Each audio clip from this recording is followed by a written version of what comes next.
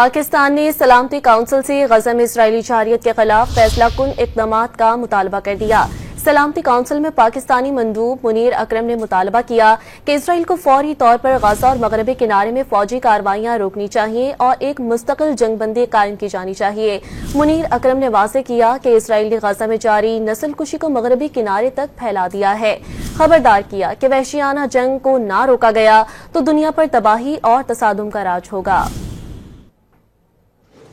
Genocide is now being extended to the West Bank.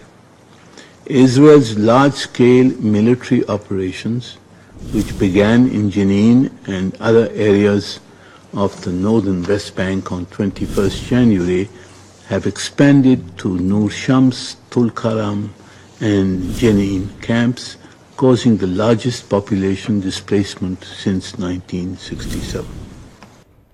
Genocide is now being extended to the West Bank. Israel's large-scale military operations, which began in Jenin and other areas of the northern West Bank on 21st January, have expanded to Nur Shams, Tulkaram and Jenin camps, causing the largest population displacement since 1967.